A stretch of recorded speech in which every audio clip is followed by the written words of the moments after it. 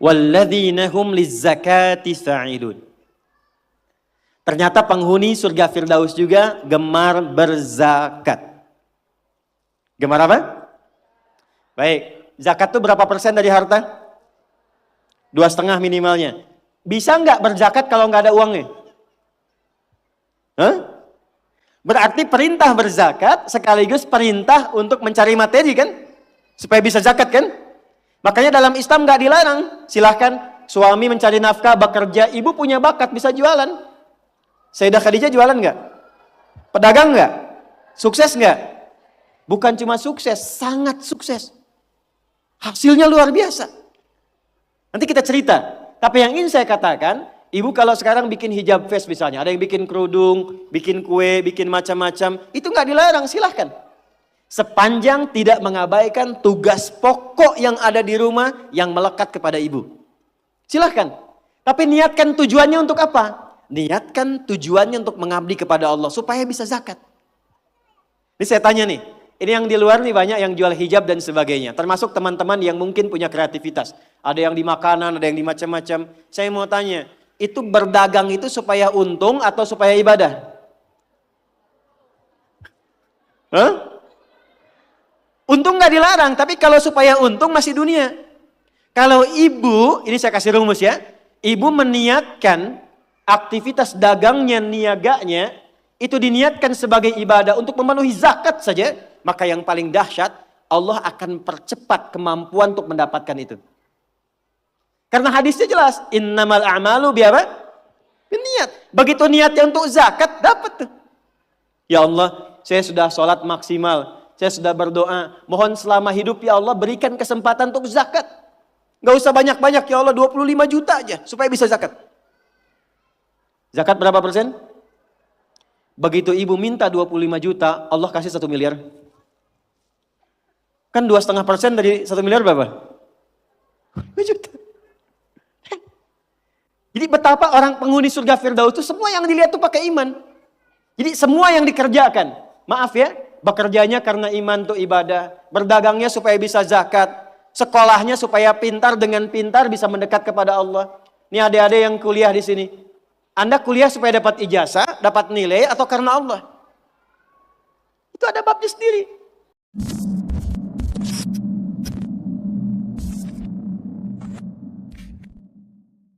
Yuk kita bacakan ayatnya. Quran surah 23 ayat 1-nya dulu pelan-pelan. Qad aflahal mu'minun. Sudah? Saya pernah sampaikan, perhatikan terjemahannya. Akan menggenggam kesuksesan dan kebahagiaan. Setiap insan beriman itu. Jadi kalau kita sudah beriman, dan imannya digunakan untuk bersikap, bukan hanya dengan akal. Allah jamin, cepat atau lambat akan diantarkan pada kesuksesan dan kebahagiaan. Bukan hanya sukses ya, tapi kesuksesan yang membahagiakan.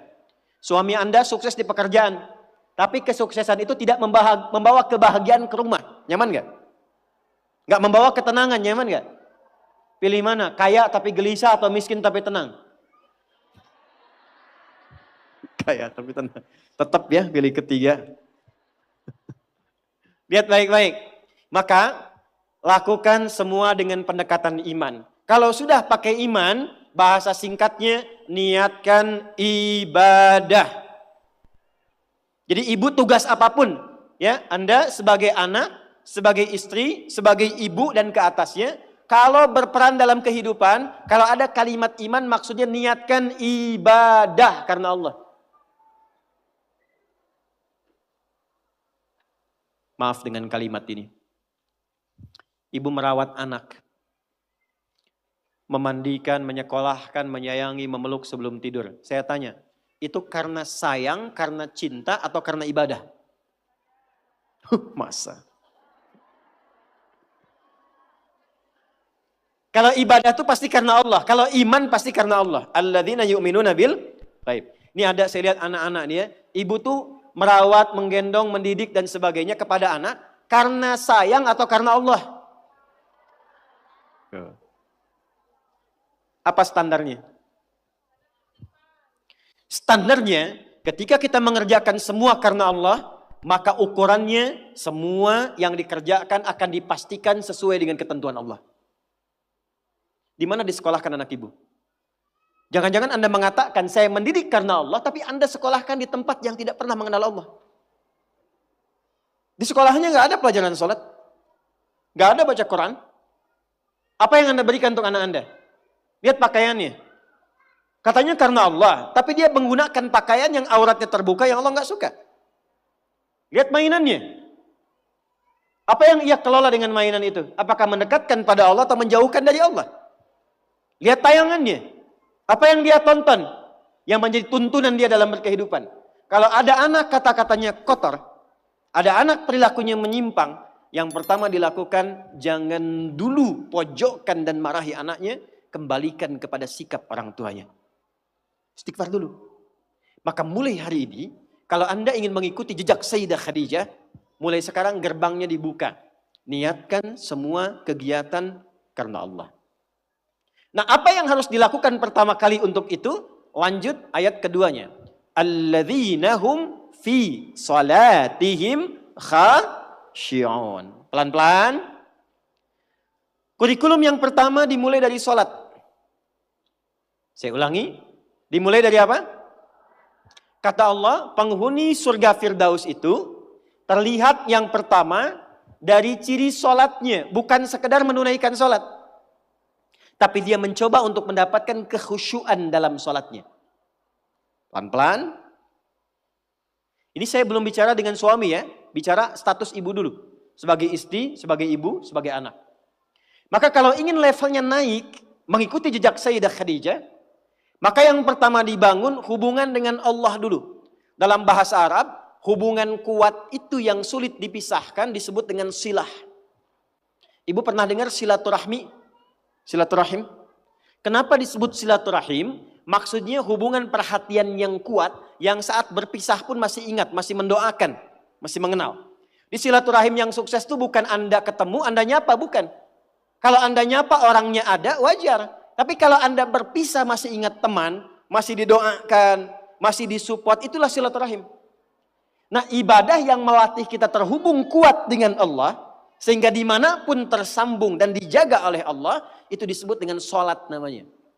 Maka ketika diminta untuk sholat, sebetulnya itu ibadah personal yang Allah inginkan untuk merubah perilaku kita dan pribadi kita supaya lebih dekat dengan Allah. Makanya panggilannya itu bukan panggilan beban, Bu. Bukan panggilan ruku, bukan panggilan sujud. Coba dengarkan kalau orang yang sedang azan, muadzin itu salat. Ya, azan, maaf, saat sedang mengumandangkan azan. Hayya 'alas shalah. Ayo salat. Setelah itu apa? Hayya 'alal falah. Ayo sukses, ayo bahagia. Falah itu kalau sudah digenggam jadi aflah. Orang yang menggenggam kesuksesan, kebahagiaan. Qad aflahal mu'minun. Orang beriman pasti menggenggam kesuksesan, kebahagiaan karena dia dekat dengan Allah. Punya Allah itu luar biasa. Saya kurang lebih sepekan lalu, saya ceramah di antara para dai-dai se-Indonesia dari 28 provinsi. Saya bilang teman-teman, yang kurang dari dai sekarang itu adalah rasa punya Allah. Sehingga dakwah yang disampaikan kadang-kadang terkontaminasi dengan materi dan duniawi. Pilih-pilih dalam berdakwah. Tidak optimal dalam menyampaikan ilmu. Timbangannya kadang-kadang materi. Karena apa? Yang kurang adalah rasa keyakinan bahwa saya punya Allah. Itu kalau sudah rasanya saya punya Allah, semua masalah seberat apapun pasti kecil. Itu yang kurang, Bu. Karena semua diukurnya dengan materi. Oh, ini anak-anak mau sekolah, kurang ini. Malam kurang makan. Ini kurang kendaraan. Yang dirasakan kurang. Ukurannya apa? Materi. Tapi ketika orang mengatakan saya punya Allah dan Allah segalanya, maka setidaknya beban hidupnya akan berkurang dan semua apa yang akan dicari sesuai dengan kebutuhan. Maka saya kembalikan, kenapa yang pertama yang dilatih adalah sholat dan itu mutlak bagi seorang perempuan. Karena nanti curhatan terbesar ibu ketika menghadapi tantangan dalam rumah tangga, itu akan banyak persoalan-persoalan yang diringankan oleh Allah ketika ibu optimal dalam sholatnya. Contoh, tuliskan Quran surah ke-12 ayat 85. Ibu kenal Nabi Yakub? Ayah bilang kenal, saya pulang. Nabi Yakub bapaknya siapa? Nabi Yusuf alaihissalam. Ibu masih ingat Nabi Yusuf punya berapa saudara? 12 ya? Baik. Beliau anak yang keberapa? Anak yang ke-11 dari ibu yang ketiga. Adiknya Bunyamin. Secara singkat, Nabi Yusuf kemudian oleh saudara-saudaranya punya persoalan. Lalu berpisah dengan keluarga. Tapi yang paling menarik adalah bagaimana ayahnya bisa memendam perasaan berpuluh tahun yang beliau memang tahu ini perilaku anaknya. Tapi itu bisa dipendam dan dicurhatkan sepenuh hatinya, dituangkan sepenuh jiwanya, itu bukan kepada manusia. Bahasa Qur'annya, innama ashku bathi wa huzni ilallah. Saya kalau punya masalah, kata Nabi Yakub, curhatnya itu ke Allah. Dan itu menjadi sanad curhat. Nanti kalau ada lagi belajar dengan saya, kita bikin judul fikih curhat. Itu ada di Quran. Jadi ketika Anda mencurhatkan, kata Nabi Yakub alaihissalam, saya itu kalau curhat langsung sama pemberi solusi. Setiap kali saya curhat, bukan hanya diberi solusi, tapi Allah beri jalan sampai mengangkat derajat. Apa yang dilakukan Nabi Yakub itu? Kapan beliau curhatnya? Saat sholat. Makanya semua nabi, semua rasul, bahkan Sayyidah Maryam itu punya mihrab untuk sholat. Nabi Musa sholat, Quran surah ke-20 ayat ke-14. Nabi Isa sholat, Quran surah ke-19 ayat 31 sampai 33. Nabi Ismail sholat, bahkan minta keluarganya sholat, Quran surah ke-19 ayat 55. Nabi Zakaria saat minta keturunan sama Allah, padahal kata medis gak mungkin punya keturunan. Itu curhatnya saat sholat. Quran surah ketiga ayat 38 sampai 39. Nah ibu jangan kira pekerjaan tugas di rumah tangga itu akan lebih ringan dibandingkan dengan laki-laki yang bekerja di luar rumah. Belum tentu. Belum tentu itu. Makanya amalan pertama yang dikuatkan, dibimbing oleh Nabi. Kenapa sholat? Karena setiap nanti ibu punya persoalan, maka Allah memberikan dua jalan. Imma memudahkan persoalannya sebelum diterima. Bukan gak punya masalah. Bu. Kalau dibanding ibu, masalah saya paling banyak. Karena masalah ibu pun dimintakan saya juga yang menyelesaikannya kan. Pertanyaan. Itu kalau kita jawab pakai, maaf sekali, pendekatan diri kita sendiri. Kemampuan, emosi, intelektual, capek. Apa yang menjadikan itu ringan? Bukan berarti gak punya masalah. Kadang-kadang Allah ringankan masalahnya sebelum dialaminya. Sehingga masalah yang serupa bagi orang berat, bagi dia ringan. Karena diringankan di awal. Ibu bersyukurlah, catat ini kalimat saya. Kalau ibu jaga sholat dengan baik, nanti saya tunjukkan yang pernah saya katakan minimal 40 rakaat saja. 40 rakaat. Kalau yang sholat fardu berapa? 17 ya. Subuh berapa? 2. Duhur 4, asar 4, maghrib, isya. Ingat rumusnya ya. Itu nomor telepon Allah, koneksinya 24434. Jumlah 17. Sisanya 23 di mana? 12-nya rawatib. Oke. 11-nya tahajud. Ibu jaga aja dulu ini yang 40 dan lihat apa yang terjadi setelah konsisten menunaikan itu. Sebulan aja dulu. Sebulan dulu. Lihat apa yang terjadi setelah itu.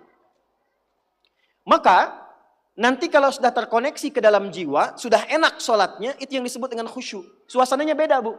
Bukan ngejar selesai sholat, tapi menikmati setiap bacaan dan gerakan dalam sholat.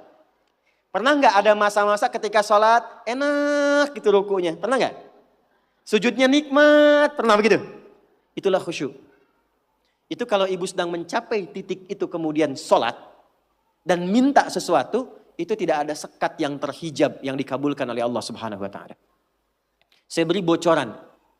Ada rahasia tapi ini diantara kita saja ya siang hari ini. Imam Al-Bukhari itu matanya buta bu. Dari usia 4 tahun.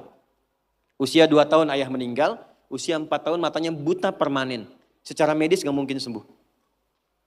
Apa yang dilakukan? Singkat saja. Al-Bukhari kecil menghafal Quran. Lalu datang ke ibunya, saya ingin belajar hadis. Kata ibunya, cukupkan dengan Quran dulu, nanti kalau kemudian belajar hadis. Pulang berangkat datang ke kamarnya murajaah, ibunya melihat itu, langsung minta kepada Allah masuk ke mihrabnya. Ini rahasia yang ingin saya sampaikan.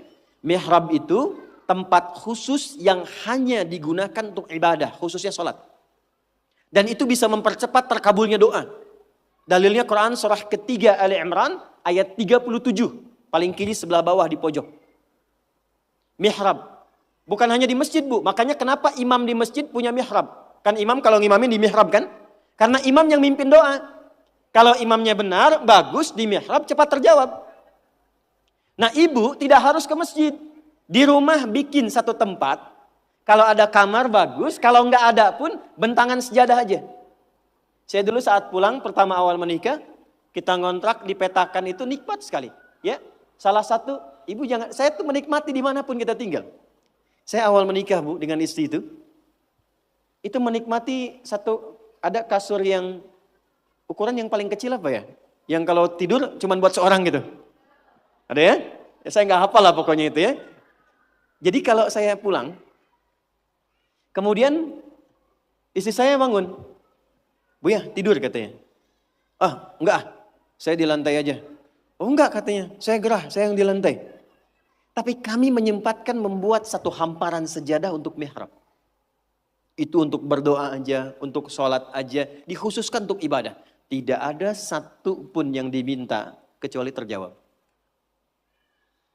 Dan sampai sekarang, kita nggak pernah membedakan di mana kita tinggal beraktivitas. Tapi dari ujung kepala sampai ujung kaki, nyaris tidak pernah beli. Ini saya nggak beli, Bu. Ya, tapi kalau ada yang baru biasanya yang sudah ada saya lepas. Kemarin saya lepas satu, datang dua peci. Ini nggak beli ini. Sampai ke bawah, sampai ke sendal tuh, nggak beli. Ini kacamata kalau ada model baru tiba-tiba datang, saya nggak tahu dari mana. Ujung kepala sampai ujung kaki. Itu mihrab. Yang mau saya katakan, ibu jangan lihat saya. Allah berikan kesempatan yang sama untuk semua hamba. Curhatkan di situ, ibunda Imam Al-Bukhari masuk ke mihrabnya, sholat 2 rakaat. Memohon kepada Allah supaya disembuhkan mata anaknya, berdoa sampai tertidur. Secara singkat begitu selesai sholatnya, tertidur dalam doanya, tiba kemudian anaknya mengalami sesuatu yang luar biasa, sedang murajaah surat Qaf, tiba-tiba terbuka matanya bisa melihat kembali. Jadi ketika ibu sholat dan punya mihrab, jangan dikira itu biasa. Itu yang bisa meringankan suami dalam kesulitan. Ibu siapa yang tahu suami ada yang ganggu di kantornya? Ada yang iseng, ada yang ingin jatuhkan dalam persaingan. Kadang-kadang suami laki-laki, sekretarisnya laki-laki perempuan. Perempuan, ruangan sampingan, ketemu ibu cuma 4 jam, sekretaris dampingi 8 jam.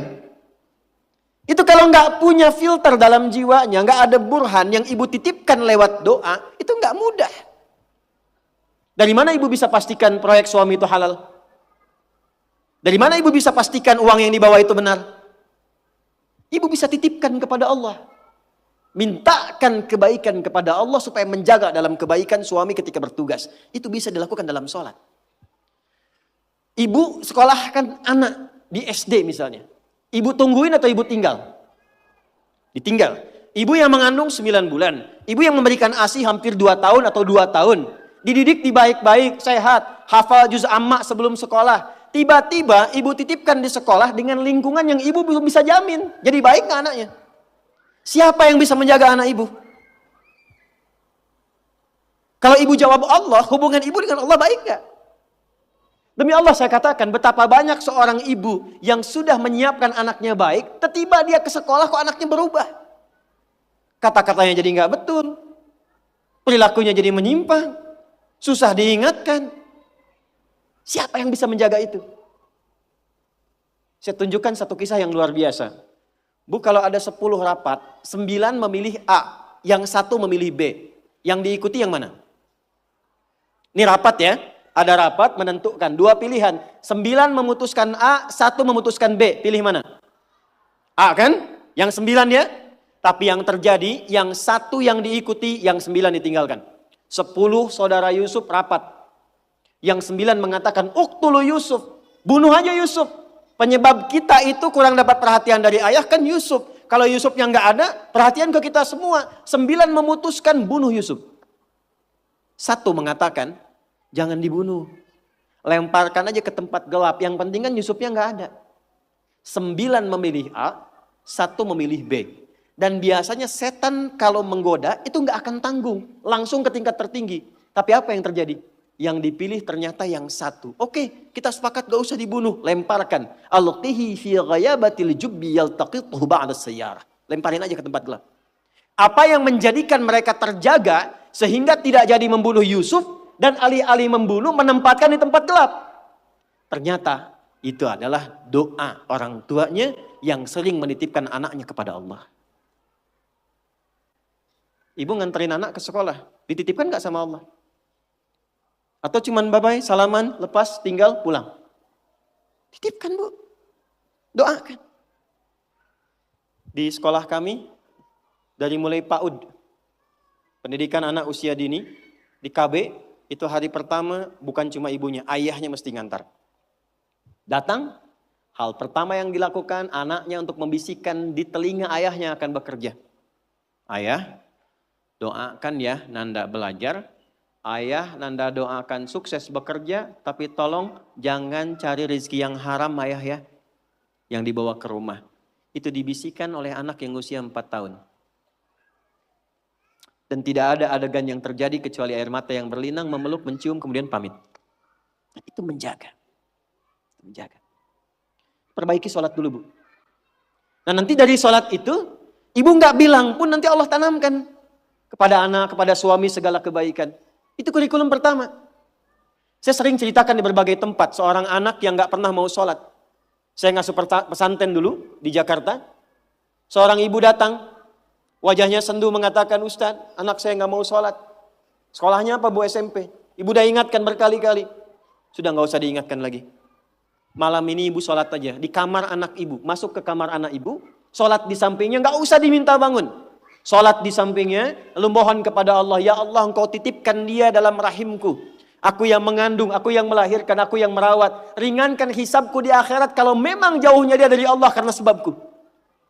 Ibu minta sama Allah, gak usah bangunkan, gak usah ingatkan. Nanti 3 hari lagi, ibu kesini lagi, kita lihat apa yang terjadi.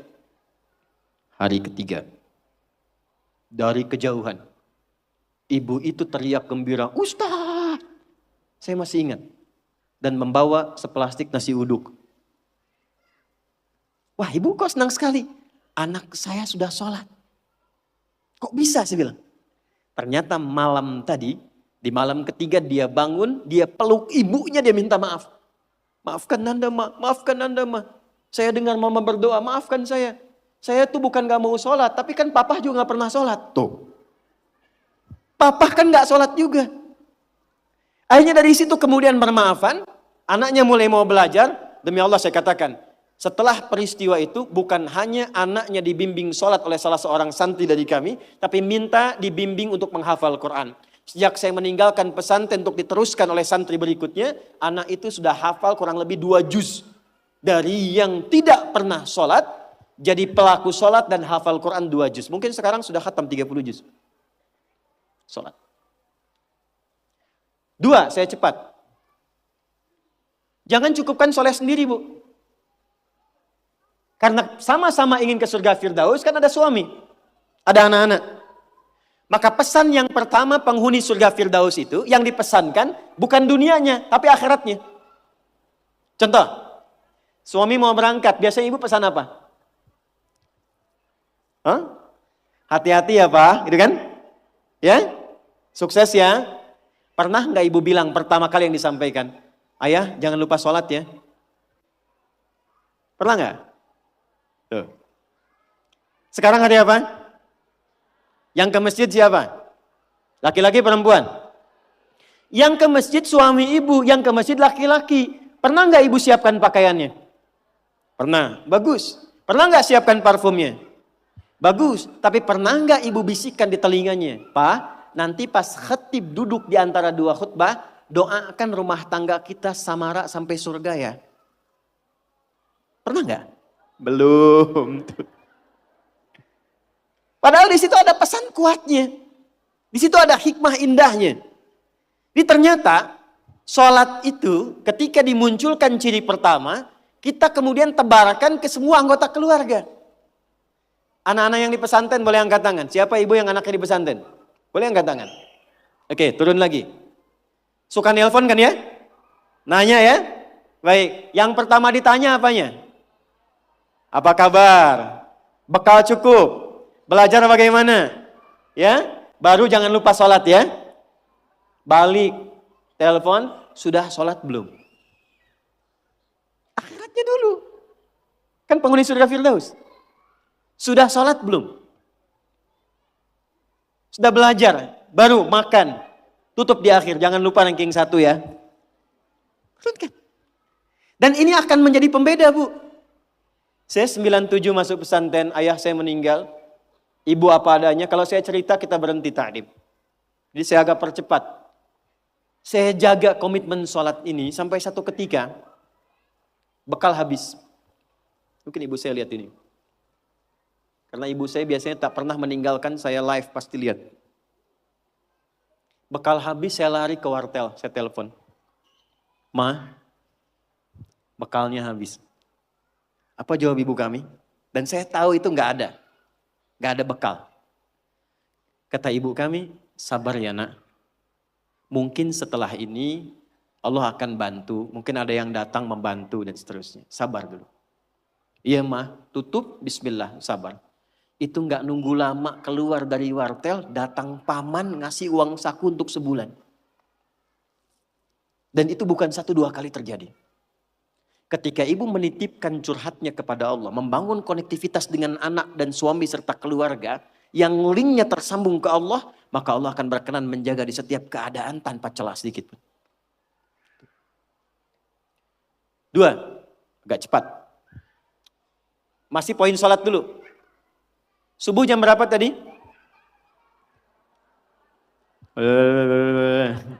Subuh jam berapa? Ya paling gampang kan 4:30 gitu kan. 4:30-nya 4:30, 4:33 atau 4:35? 4:35, baik. Zuhur jam berapa? 12:05, 12:02, terjadi perbedaan pendapat, gak apa-apa, tipis-tipis. Asar jam berapa? 15:20. Maghrib jam berapa? Isya jam berapa? Baik. Baik. Anak-anak sekolah jam berapa? 10. Tidur jam berapa? Suami kasih untuk belanja tanggal berapa? Hafal ya untuk dunia ya. Bu, kalau cuman hafal waktu sholat, itu iman standar. Surganya standar. Penghuni surga Firdaus, dia menyiapkan sebelum waktunya. Oleh karena itu pulang dari sini, jangan sampai di rumah nggak ada jadwal sholat, Bu. Print out, bikin. Saya suka tempelkan di dinding rumah, di kamar, kadang-kadang di meja makan. Sehingga begitu yang terlihat sebelum nunggu menu makan, waktu sholat. Jelas? Oke. 2. Walladzina hum 'anil lagwi mu'ridun. Agak cepat. Kita nanti akan bahas 3 saja. Walladzina hum, orang-orang yang menginginkan surga Firdaus itu, 'anil lagwi, dari hal yang tidak penting, yang tidak ada manfaatnya, mu'ridun, dia hindari. Saya ulang ya. Dari segala hal yang tidak bermanfaat, dia menghindar. Menghindarkan diri dari segala yang tidak penting. Jadi penghuni surga Firdaus itu orientasinya yang bermanfaat saja. Yang penting apa? Kalau ada pertemuan, manfaat gak? Penting gak? Ada kumpul-kumpul, penting gak? Ada pengajian, pengajiannya bermanfaat atau cuman kumpul-kumpul datang saja? Penghuni surga Firdaus, dia petakan semua kegiatannya dalam frame segala yang bermanfaat, segala yang penting saja. Sekarang mulai ibu evaluasi, bawa ke rumah. Dari ujung kepala sampai dengan ujung kaki. Mohon maaf sekali, pelan-pelan. Mohon maaf sekali. Cek ya. Cek. Coba agenda selama ini yang sudah dilakukan. Berapa kali lisan berkata yang tidak baik? Mata melihat yang tidak baik. Ibu punya agenda perkumpulan di mana saja? Anak-anak ditempatkan di tempat ngumpul di mana saja. Cek evaluasi semua, termasuk aktivitas suami, kira-kira bermanfaat gak untuk kehidupan? Dudukan semua itu, kemudian telaahi dengan baik, bikin kurikulum, maka mulai belajar misalnya ambil target per bulan. Latihan dari lisan dulu. Sepakat semua keluarga. Pak, anak-anak, kita sebulan latihan berkata yang baik-baik ya. Kalau ada nggak sepakat, katakan dengan cara yang baik. Kalau melihat ingin bertutur, katakan dengan cara yang benar. Yang tak bermanfaat, jauhi. Ketemu teman dengan siapa? Suka belajar Al-Arba'in nggak? An-Nawawiyah. Lihat hadis nomor kedua. Ini info dari Umar, kata beliau, bainama nahnu julusun inda Rasulillah. Kami itu kalau duduk-duduk santai, yang dicari itu yang terbaik. Kalau masih ada nabi, nabi yang kami cari. Bayangkan, dalam duduk santai, yang ngobrol santai, yang kadang cerita, itu yang dicari orang baik. Kenapa? Karena orang baik itu kalau canda pun pasti ada manfaatnya. Kalau dia ngobrol ringan pun pasti ada maslahatnya. Sekarang coba, ketika ibu bertemu dengan teman, bikin pengajian, bikin tempat kumpul, kalau ingin masuk ke dalam golongan surga Firdaus, pastikan bukan hanya profesinya. Semua apa yang dikerjakan, nilainya berada pada nilai kebaikan. 3, agak cepat. Nanti setelah ini baru kita masuk ke Sayyidah Khadijah. Walladzina hum lizzakati fa'ilun. Ternyata penghuni surga Firdaus juga gemar berzakat. Gemar apa? Baik, zakat itu berapa persen dari harta? 2,5 minimalnya. Bisa nggak berzakat kalau nggak ada uangnya? Hah? Berarti perintah berzakat sekaligus perintah untuk mencari materi kan? Supaya bisa zakat kan? Makanya dalam Islam nggak dilarang. Silahkan suami mencari nafkah, bekerja, ibu punya bakat bisa jualan. Sayyidah Khadijah jualan nggak? Pedagang nggak? Sukses nggak? Bukan cuma sukses, sangat sukses. Hasilnya luar biasa. Nanti kita cerita. Tapi yang ingin saya katakan, ibu kalau sekarang bikin hijab face misalnya, ada yang bikin kerudung, bikin kue, bikin macam-macam, itu nggak dilarang, silahkan. Sepanjang tidak mengabaikan tugas pokok yang ada di rumah yang melekat kepada ibu. Silahkan. Tapi niatkan tujuannya untuk apa? Niatkan tujuannya untuk mengabdi kepada Allah supaya bisa zakat. Ini saya tanya nih, ini yang di luar nih banyak yang jual hijab dan sebagainya. Termasuk teman-teman yang mungkin punya kreativitas.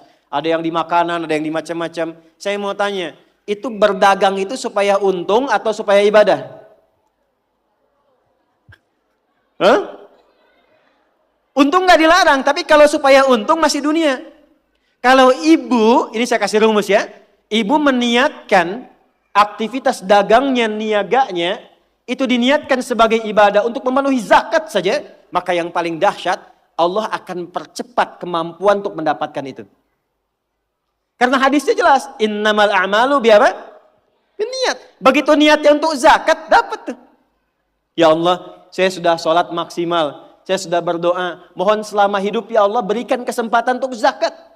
Gak usah banyak-banyak ya Allah, 25 juta aja supaya bisa zakat. Zakat berapa persen? Begitu ibu minta 25 juta, Allah kasih 1 miliar. Kan 2,5% dari 1 miliar berapa? 2 juta. Jadi betapa orang penghuni surga Firdaus itu semua yang dilihat tuh pakai iman. Jadi semua yang dikerjakan, maaf ya, bekerjanya karena iman tuh ibadah, berdagangnya supaya bisa zakat, sekolahnya supaya pintar, dengan pintar bisa mendekat kepada Allah. Ini adik-adik yang kuliah di sini. Anda kuliah supaya dapat ijazah, dapat nilai, atau karena Allah? Itu ada babnya sendiri. Terakhir, kita gabungkan ketiganya. Saya ulang, kita gabungkan ketiganya. Uang sudah dapat. Awas ya, ini untuk pribadi dulu. Dibawa ke rumah. Ibu olah. Biasanya harta suami pun kan diberikan juga ke ibu ya.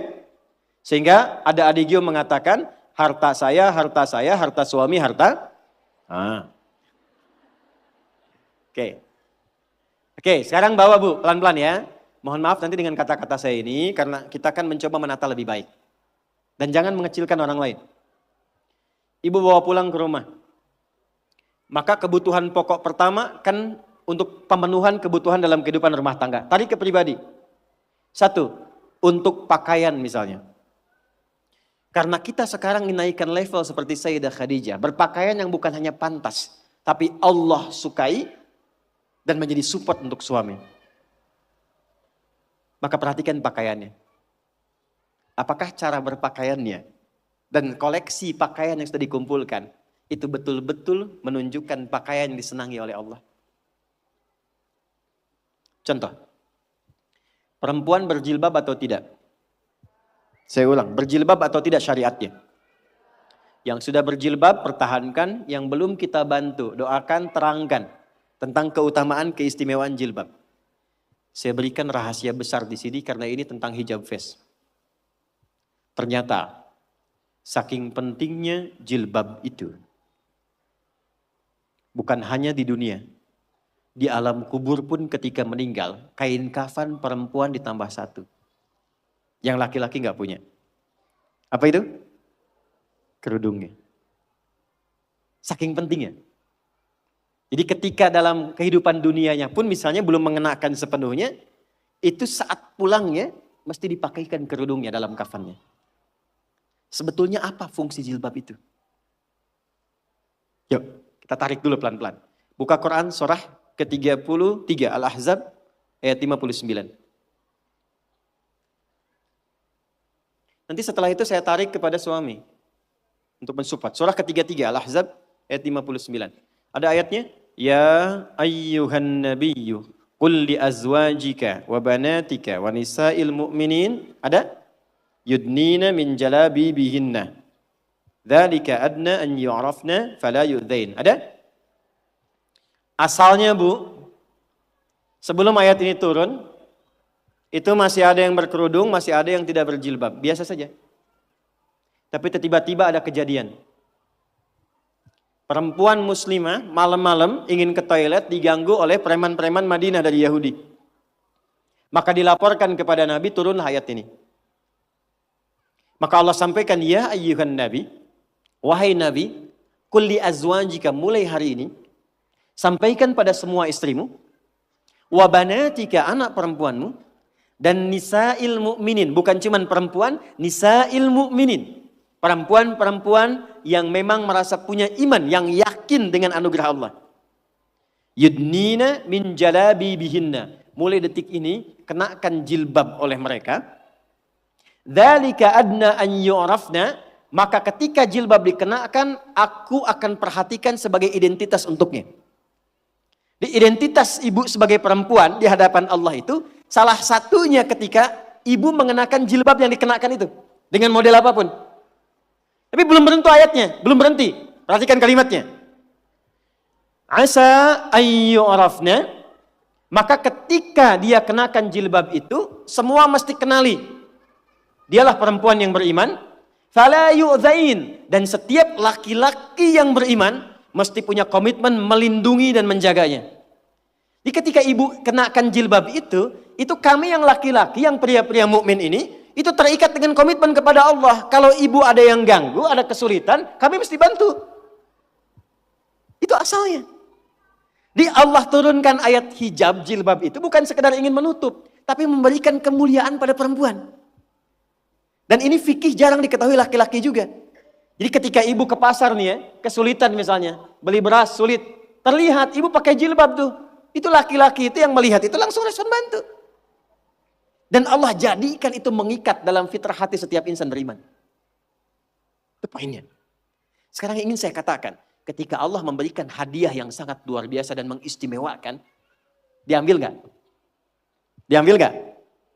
Maka perhatikan, kalau di era Sayyidah Khadijah hasil niaganya diserahkan untuk dakwah Nabi, maka di era kita dibalik. Apa yang dihasilkan oleh suami, diolah oleh istri perempuan, ada pendapatan dari istri dikumpulkan, coba dari situ kreasikan untuk membeli atau mendapatkan sesuatu yang Allah sukai. Punya anak perempuan, apa yang Allah sukai dari perempuan ini? Ibu kalau nggak percaya silakan ya, kasih makanan yang halal, kasih pakaian yang paling benar, nanti cek, masukkan dia ke sekolah Quran. Demi Allah saya katakan, tidak tunggu lama dia akan cepat mendapatkan hafalan Qurannya. Karena ibu menyiapkan dia untuk mendapatkan kalam Allah dengan penampilan yang Allah sukai. Jelas? Oke.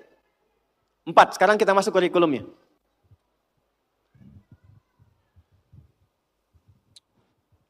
Apa kebiasaan Sayyidah Khadijah? Sudah? Yang pertama, beliau menyempurnakan tugas di rumah tangga yang tidak membebani Nabi ketika pulang. Saya ulang, beliau menyempurnakan tugas di rumah tangga yang tidak membebani Nabi ketika pulang. Bu, kita menghargai semua perkembangan pengetahuan, teknologi, peradaban, dan sebagainya. Tapi ibu jangan sampai lemah dalam satu hal ini. Demi Allah saya katakan, apresiasi tertinggi dari Allah kepada seorang perempuan yang telah berumah tangga, ternyata bukan profesi dunianya. Tapi ketika ibu bisa optimal menjadi seorang ibu dengan semua tugasnya.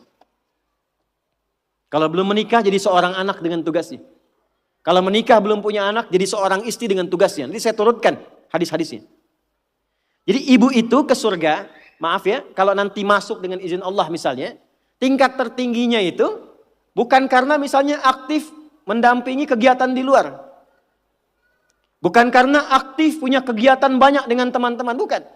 Yang paling utama itu di rumah anak bagaimana. Sehingga ketika suami pulang, dia membawa satu hasil dari kegiatannya, dalam lelahnya dia menikmati candanya yang telah menyelesaikannya istrinya. Itu bu, setiap apa yang dikerjakan kalau benar demikian, perhatikan hadisnya di At-Tirmidzi. Idza shallatil mar'atu shalataha wa shamat shamaha wa hafizat farjaha qila laha yaumal qiyamati udkhulil jannata min haitsu syi'ti. Kalau ada seorang perempuan gak pernah sholat sunnah, cuman sholat fardu saja. Gak pernah puasa sunnah, puasanya Ramadan saja. Dia menaati pada suaminya, menjaga kehormatan keluarganya. Dia menempatkan tugas di rumah sebagai tugas utamanya. Maka apa yang terjadi? Qila laha yaumal qiyamati. Dikatakan kepada perempuan ini saat kembali kepada Allah di yaumil hisab. Udkhulil jannata min haitsu syi'ti. Cepat langsung masuk surga dari pintu mana saja yang kamu kehendaki. Gak ada hisab. Sekarang ibu gak dilarang, silakan. Pengajian banyakin, optimalkan. Tapi dengan pengajian itu balik bawa ilmunya kepada anak. Kalau perlu aja. Kegiatan di luar silahkan.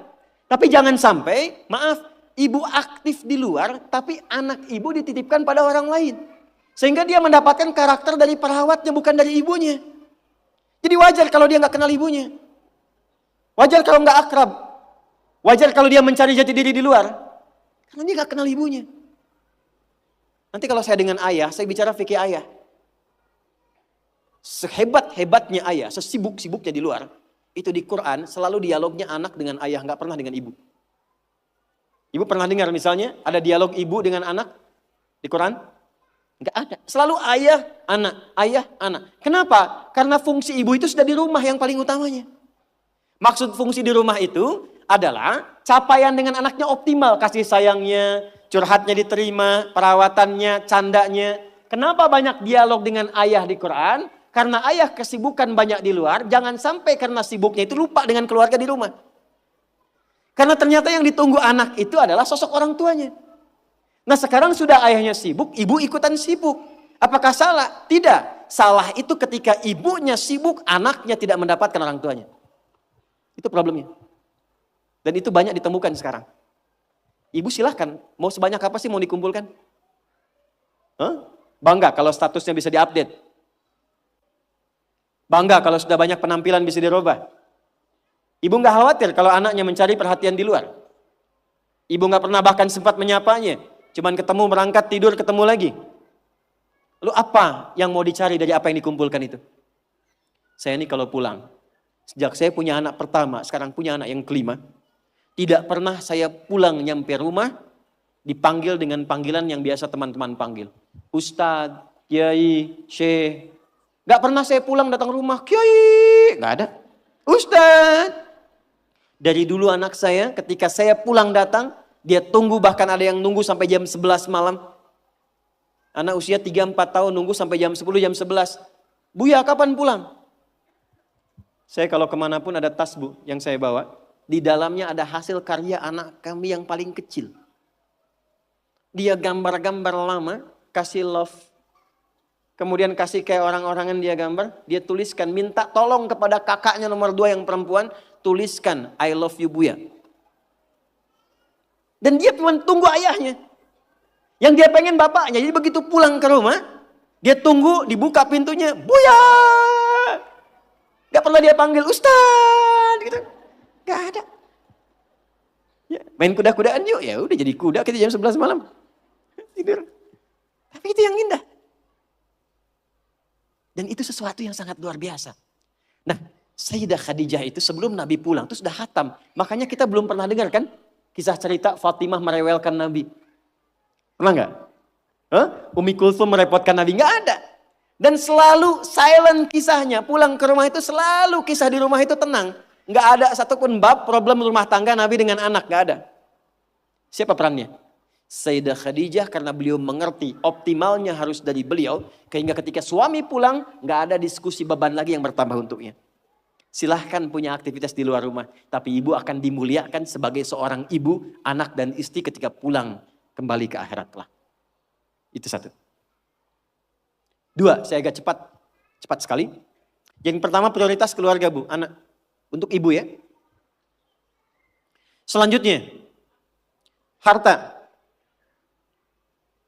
Mohon maaf sebesar-besarnya.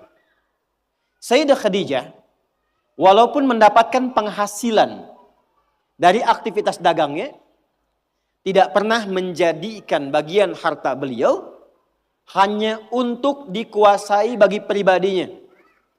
Dan gak pernah ada perjanjian pranikah misalnya. Ya Muhammad SAW, saya nikah punya harta segini ya. Kalau nanti ada kejadian ini jangan diambil ya, gak pernah. Apapun yang diusahakan, maka dikumpulkan menjadi satu untuk mensupport cita-cita mendapatkan yang tertinggi di hadapan Allah. Ibu apapun yang didapatkan kalau punya penghasilan, pendapatan dan sebagainya, dudukan jadi satu sebagai harta keluarga bersama. Rumuskan untuk anak-anak. Anak pertama mau kemana? Bikin tabungan, bikin persiapan. Anak kedua seperti apa? Anak ketiga bagaimana? Bicara dengan suami. Maka ini diantara ciri yang pernah diajarkan oleh Sayyidah Khadijah. Sekalipun dagangannya cukup banyak, tapi semua yang dihasilkan untuk mensupport kegiatan yang diarahkan pada tujuan yang sama. Surga. Jelas? Oke, yang terakhir. Ini saya pun mengakui saya agak kurang di sini. Sehingga kalau istri saya lihat juga, insya Allah nggak akan protes. Meluangkan waktu untuk diskusi. Bicara ngobrol. Saya ulang ya.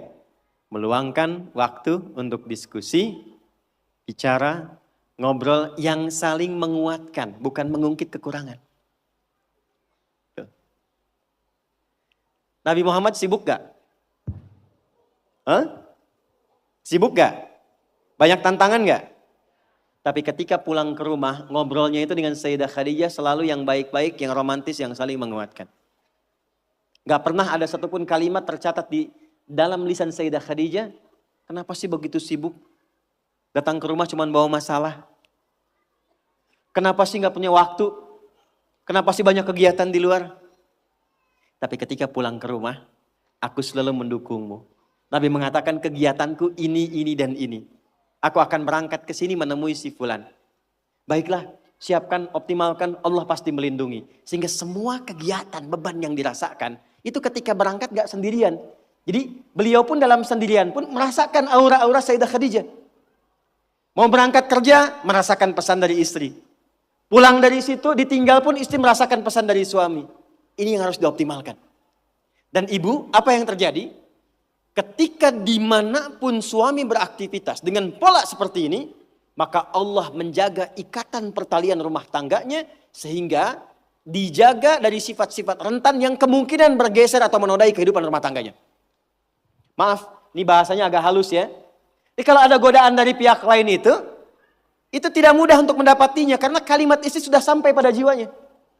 Sepeninggal beliau pun ketika Sayyidah Khadijah meninggal, itu kemimpinya terbawa. Karena kenapa? Dialognya nyambung. Khadijah. Ke bawah. Bisa nggak menciptakan suasana itu? Jadi kalau kita simpulkan satu, tingkatkan hubungan dengan Allah lewat skema sholat dengan baik. Yang kedua, jadi ibu yang paripurna yang memperhatikan keadaan anak, keluarga dengan sempurna. Sekalipun ada aktivitas di luar, pastikan yang di dalam baik dulu. Yang ketiga, pintu dialog yang dibuka untuk saling menguatkan dengan pasangan. Itu terjaga, itu optimal, istiqomah aja Bu 3 itu sampai dengan meninggal.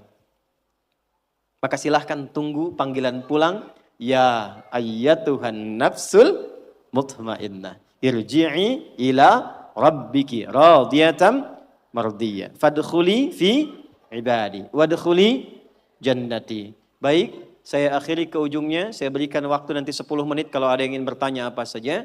Karena ini saya terakhir kali untuk membimbing di sini. Ya, saya harus berikan pernyataan bahwa mohon izin mungkin ini bagian terakhir dari ta'lim saya. Pada ibu semuanya, dan besok saya akan berangkat ke Jepang, membuka sekolah di sana, ya. Dan di sini mungkin ini bagian terakhir kita akan berjumpa sebelum Ramadan. Nanti setelah Ramadan kita tata lagi ya. Nah. Sebelum Ramadan, betul kan? Ya. Ramadan tanggal berapa nanti? 1. Nah, 1 kalau 23 batal 22 hari. Tanggal 1 Ramadan. Nah, pelan-pelan ya. Ramadan gunakan dengan baik kurikulumnya untuk menerapkan apa yang tadi disampaikan. Jadi saya tidak ingin pulang dari sini lupa dengan sholat. Ya. Yang kedua, maaf sekali maaf. Pulang cek lagi ya. Pakaian, harta dan sebagainya. Itu saling menguatkan. Kalau bisa begini, Bu, izin ya, maaf, ini bagian terakhirnya. Sayyidah Khadijah tuh nggak sendirian. Beliau punya partner, teman dialog. Kalau bisa cari teman-teman yang baik, saling mengingatkan. Ya, bikin saf yang baik, saling menguatkan, saling mengingatkan pada yang dicintai oleh Allah Subhanahu wa taala. Jadi, saya simpulkan 3, sholat jaga. Yang kedua, kondisi di rumah dijaga dengan baik.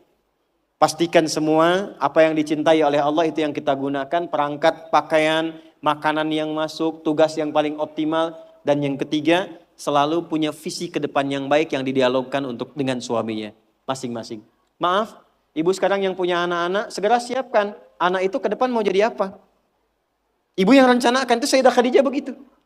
Ya, ini si anak nomor 1 ahli apa, kedua apa, ketiga apa. Dialog dengan suami, terangkan kepada anak, ajak jalan ke tempat-tempat itu untuk motivasi.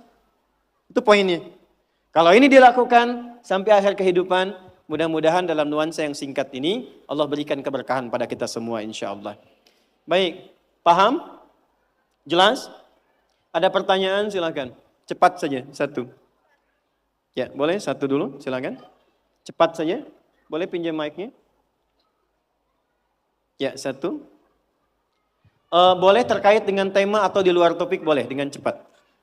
Bismillahirrahmanirrahim. Izin bertanya Ustadz, Okay.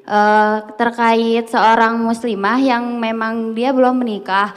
Nah, ingin menjaga ifah dan izahnya Ustadz. Terus melihat juga zaman sekarang yang semakin canggih, maju, melesat dengan cepat.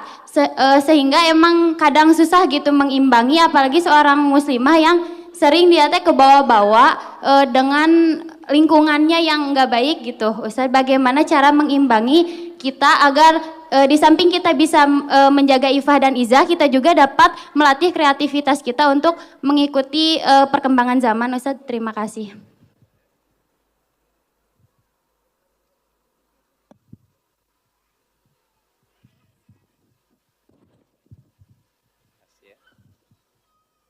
Saya jawab dulu. Yang pertama begini. Saya bacakan dulu hadis Nabi sallallahu alaihi wasallam. La taqumus sa'atu, dalam perjalanan waktu nanti akan ditemukan suasana. Pertama, taqarubuz zaman. Waktu semakin cepat berlalu. Jadi setahun kayak sebulan, sebulan kayak sepekan, sepekan kayak sehari, dan sehari cepat sekali sekilatan waktu. Terasa nggak sekarang? Kayaknya baru kemarin, sekarang ketemu lagi kan? Oke, teruskan. Taqarubul aswaq, pasar mudah diakses. Terjadi percepatan digitalisasi. Dulu berangkat ke pasar pakai angkot, gitu kan? Kemudian turun, beli sesuatu. Sekarang klik, datang ya. Di masa-masa itu akan terjadi seperti apa yang Anda sampaikan. Kata Nabi, tantashirul fitan. Godaannya makin banyak. Fitan itu jama dari fitnah.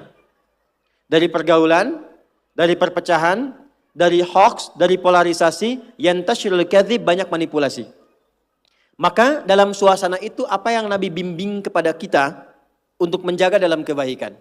Satu, pilih teman-teman terbaik. Suhbatus salihin. Kalau di perempuan, suhbatus salihat. Pertama bagaimana? Misal, lihat apa yang sekarang porsinya kita kerjakan. Anda sebagai mahasiswi misalnya, ketika berangkat cari teman-teman yang baik, yang kira-kira mendekatkan kepada Allah. Pintar, saleh, baik, bisa punya visi yang sama-sama yang baik. Sehingga apa dengan teman-teman yang baik ini? Maka jika kumpulannya ada, minimal dia akan saling menjaga. Maka Imam Nawawi menulis satu kitab, isinya 1896 hadis, tentang petunjuk menemukan orang-orang yang baik. Dikenal dengan nama Riyadus Shalihin. Oke? Di Riyadus Shalihin ini yang pertama, beliau mengajarkan satu, maka setiap kita mesti punya visi dulu, program yang kita jaga. Contoh, misalnya Anda ingin jadi apa nih untuk yang Anda jaga, Anda banggakan di hadapan Allah sampai pulang. Misal, saya mau pulang kepada Allah dengan kebanggaan rutin tahajud. Saya mau pulang kepada Allah dengan kebanggaan sebagai ahli Quran. Saya pengen pulang kepada Allah dengan kebanggaan misalnya ahli sedekah. Maka dari sini bikin program. Siapkan. Saya sambil kuliah menghafal Quran. Saat akan dieksekusi, cari teman yang baik. Identifikasi siapa teman-teman yang kira-kira bisa diajak separtner dengan program yang Anda siapkan. Maka ketika Anda temukan itu, ngobrol, jadikan satu, ikuti bareng-bareng, bikin schedule dalam keseharian. Saling mengingatkan. Bikin grup misalnya, bisa tahajud sama-sama, saling mengingatkan, bisa telepon saling setoran, ketemu misalnya di tempat yang sama, yang dibicarakan dalam kebaikan, konsisten dengan itu semua.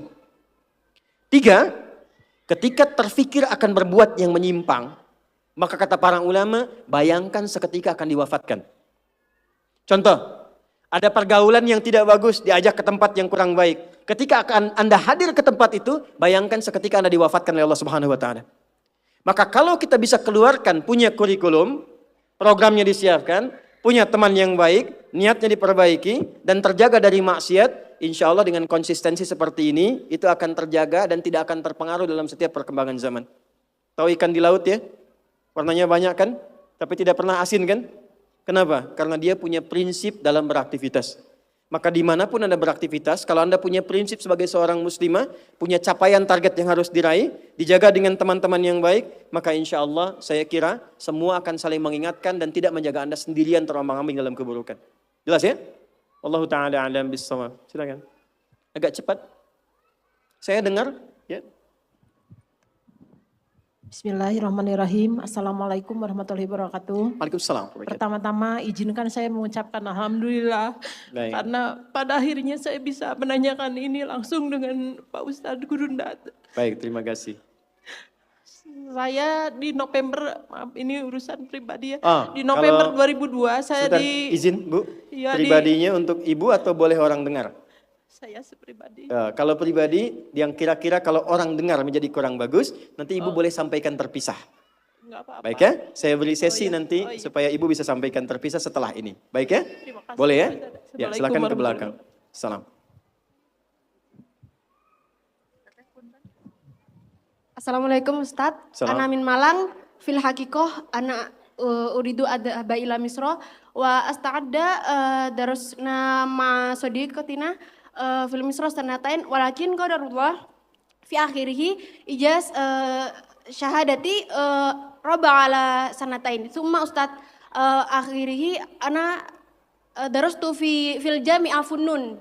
Nah. Summa sami'tu qala sodiki ya Ustadz, hadani sholah as-soal yakni limada jika sholat bisa merubah kehidupan seseorang, lantas mengapa? Mohon maaf ibu-ibu, ini pertanyaan teman-teman saya.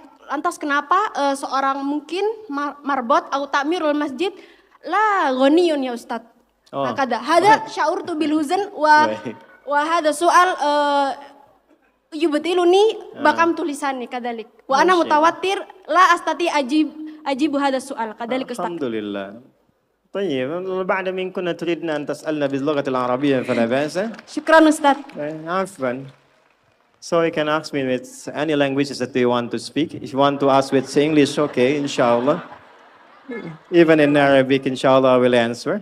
Even in Japanese, watashi wa Indonesia no adi desu.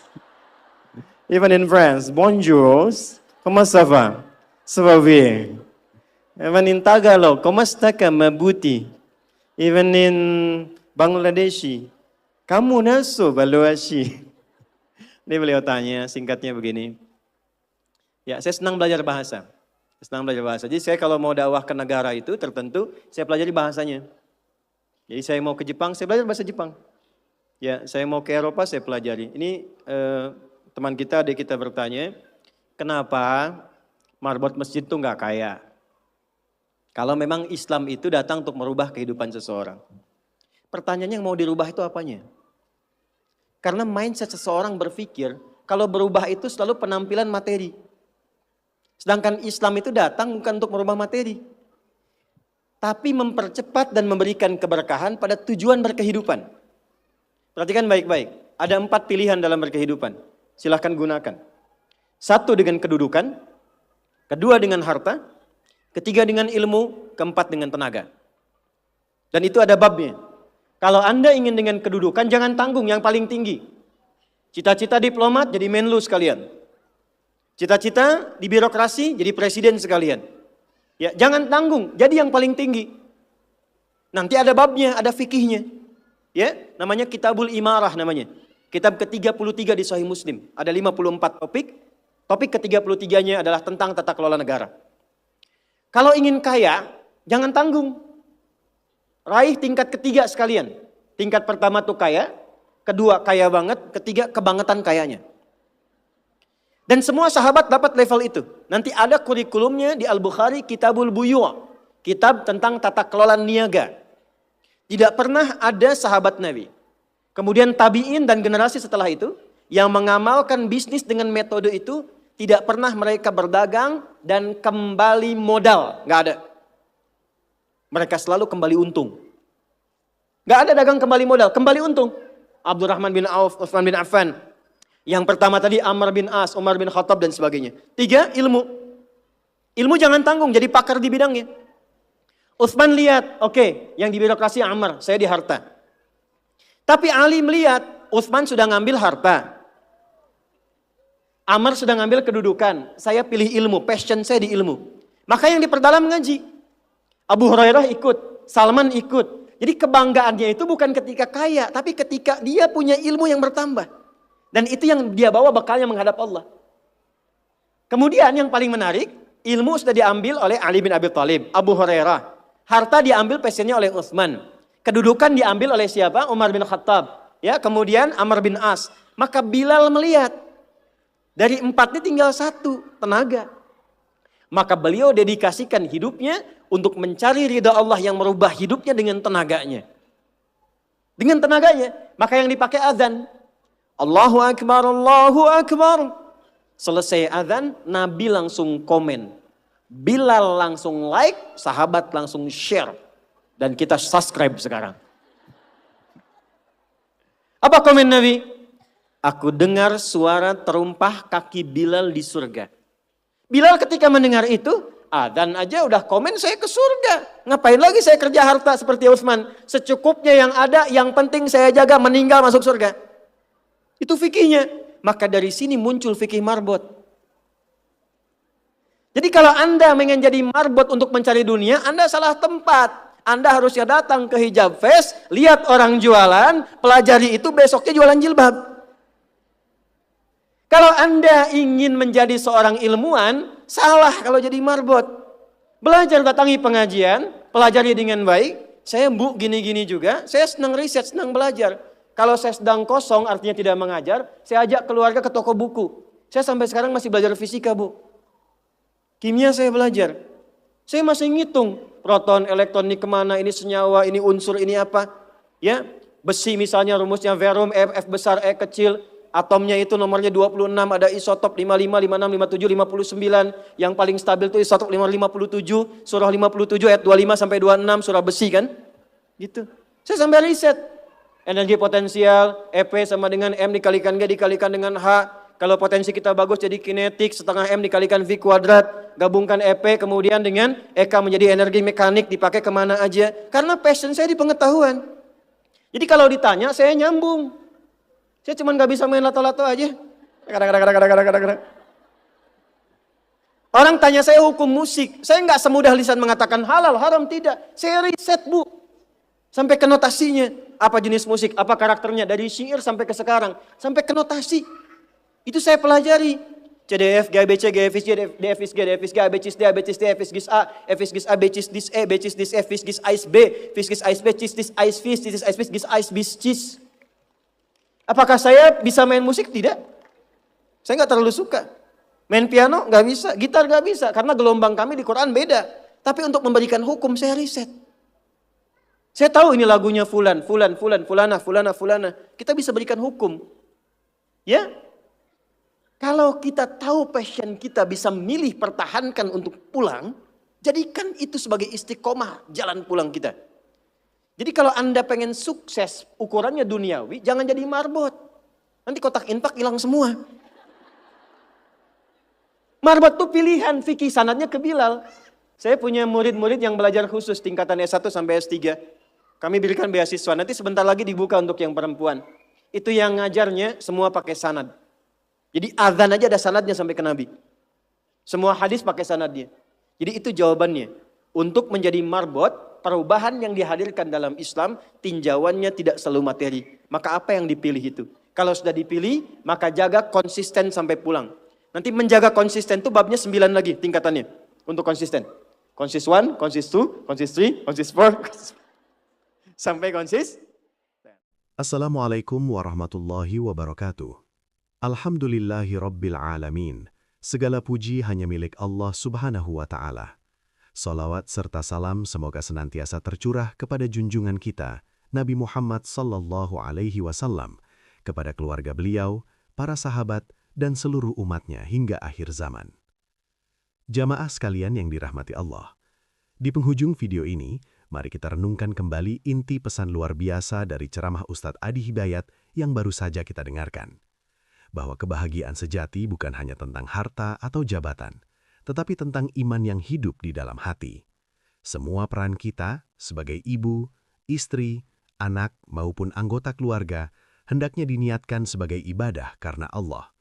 Ketika niat sudah lurus karena Allah, maka cara kita mendidik anak, memperlakukan pasangan, memilih pergaulan, pakaian, hingga aktivitas sehari-hari akan mengikuti apa yang Allah cintai. Kunci utama perubahan hidup itu dimulai dari sholat, bukan sekedar menunaikan, tapi mengupayakan kehusyuan. Sholat adalah tempat curhat terbaik, tempat meminta pertolongan, dan sarana terkuat untuk menjaga keluarga.